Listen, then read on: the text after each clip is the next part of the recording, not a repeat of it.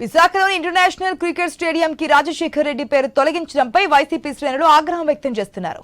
కూటమి ప్రభుత్వం ప్రజల సంక్షేమం కన్నా వైసీపీపై కక్ష సాధింపే లక్ష్యంగా పనిచేస్తుందంటున్న వైసీపీ రాష్ట్ర అధికార ప్రతినిధి కొండ రాజీవ్ తో మా విశాఖ ప్రతినిధి Raju face to face.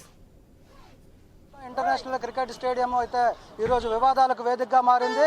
YS Rajasekhara Reddy పేరుతో ఉన్నటువంటి విసిడి ఆంధ్ర క్రికెట్ అసోసియేషన్ ఆధ్వర్యంలో ఉన్నటువంటి స్టేడియంకి అయితే రాజశేఖర రెడ్డి పేరు తొలగించడం ఈరోజు వివాదంగా మారింది. దీని మీద వైఎస్ఆర్ కాంగ్రెస్ పార్టీ శ్రేణులు పెద్ద ఎత్తున ఉద్యమం చేస్తున్నారు. స్టేడియం దగ్గర ఉదయం నుంచి కూడా చేరుకొని మండు టెండలో ధర్నా చేస్తూ నినాదాలు చేస్తూ ప్రభుత్వానికి వ్యతిరేకంగా కూడా పోరాటం చేస్తున్న పరిస్థితి కనిపిస్తుంది.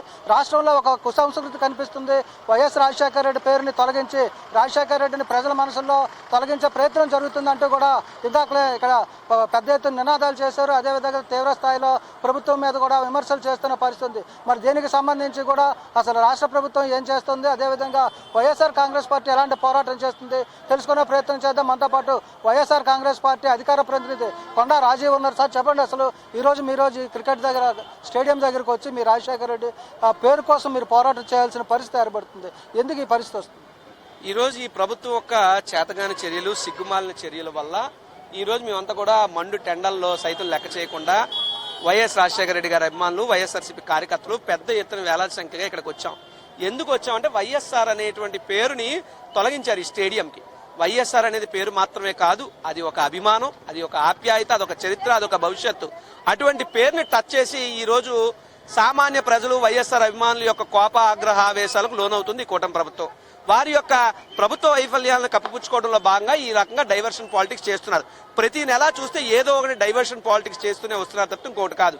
మేము ఏసీవీడీఏ స్టేడియం అధికారులని, అథారిటీస్ని ఒకటి డిమాండ్ చేస్తున్నాం. తొలగించినటువంటి వైఎస్ఆర్ అనేటువంటి 3 అక్షరాల పేరు ఇమీడియట్ గా ఆర్చ్ దగ్గర రావాలి. ఎట్టి పరిస్థితుల్లో వైఎస్ఆర్ పేరు తొలగింపు కార్యక్రమం అనేటువంటి దిక్కుమాలిన చర్యలు ఇకపై ముందుకు సాగకూడదు అని చెప్పి ఈ సందర్భంగా మేము అధికారులకు తెలియజేస్తున్నాం. అంటే కొంతకాలంగా చూస్తే మీరు పెట్టినటువంటి పథకాల పేర్లన్నీ మారే. గతంలో కూడా మీ ప్రభుత్వంలో కూడా చాలా వరకు యూనివర్సిటీల పేర్లు కావచ్చు, ఇతర పేర్లు కూడా మారాయి. అదే సంస్కృతి ఇది కొనసాగిస్తుందా, లేదంటే దీన్ని మీరు ఎలా చూస్తారు? జగన్మోహన్ రెడ్డి గారు కానీ, వైఎస్ రాజశేఖర రెడ్డి గారు కానీ ఇప్పుడు పేర్లు మార్చే కుసంస్కృతి లేదు.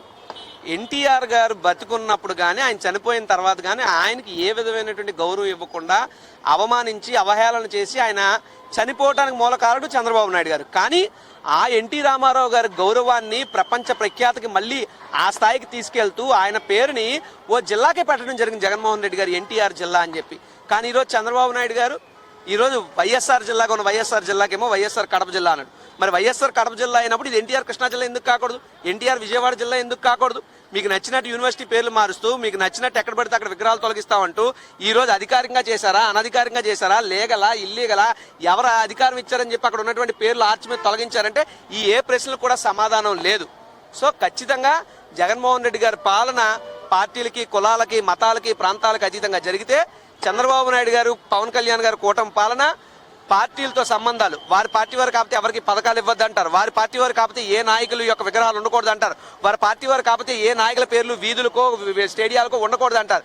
ఇది కుసంస్కృతి వాళ్ళు చేశారు. దీనికి తగిన మూల్యం వాళ్ళు భవిష్యత్తులో చెల్లించుకుంటారు. ఇప్పుడు ఈ స్టేడియంకి అధికారికంగా 2009లో అధికారికంగానే వైఎస్ రాజశేఖర రెడ్డి పేరు పెట్టడం జరిగిందా?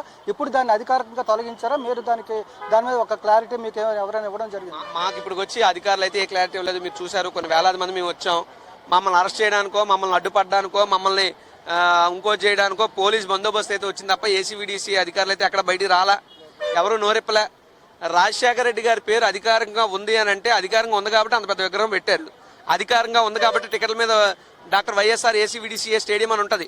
అధికారంగా ఉంది కాబట్టి ఇంటర్నేషనల్ మ్యాచ్లు జరుగుతున్నాయి. అసలు ఒకప్పుడు ఇంటర్నేషనల్ స్టేడియం ఎక్కడ ఉండేది? ఇందిరా ప్రియదర్శిని మున్సిపల్ స్టేడియం అని 1 టౌన్లో ఉండేది. ఆ యొక్క స్టేడియం నాలుగు నిర్వీర్యం చేస్తే ఆ తర్వాత ప్రభుత్వంలో రాజశేఖర రెడ్డి గారు ఇక్కడ స్థలం కేటాయించి క్రికెట్కి ఈరోజు విశాఖపట్నం, హైదరాబాద్ తర్వాత మరో డెస్టినేషన్ అయిందంటే that is because of YS Rajasekhara Reddy గారు. అటువంటి రాజశేఖర రెడ్డి గారి పేరు తొలగించడం అంటే ఇది కాదా తప్పుడు పని? సో ఖచ్చితంగా ఈ తప్పులన్నిటికీ కూడా వారు మూల్యం చెల్లించుకోక తప్పదు. భవిష్యత్తులో మీ పోరాటాలు ఎలా ఉండబోతుంది?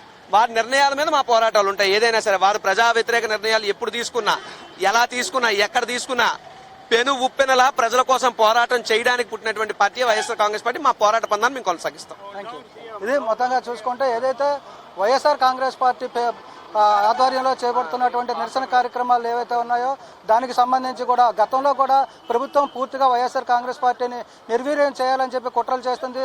అందులో భాగంగానే ఇప్పటికే చాలా వరకు వైఎస్ రాజశేఖర రెడ్డి పేరును తొలగించిన తాజాగా కూడా క్రికెట్ స్టేడియం కూడా ఏదైతే రాజశేఖర రెడ్డి హయాంలో శాంక్షన్ అయినటువంటి స్టేడియంకి ఉన్నటువంటి పేరును కూడా తొలగించి ఆ పేరుని పూర్తిగా రూపుమాపాలని చెప్పి ప్రభుత్వం కుట్రలు చేస్తుంది. దీన్ని తిప్పికొడతా ఉంటే కూడా వైఎస్ఆర్ కాంగ్రెస్ పార్టీ అధికార ప్రతినిధి కొండా రాజీవ్ తెలియజేస్తున్న పరిస్థితి.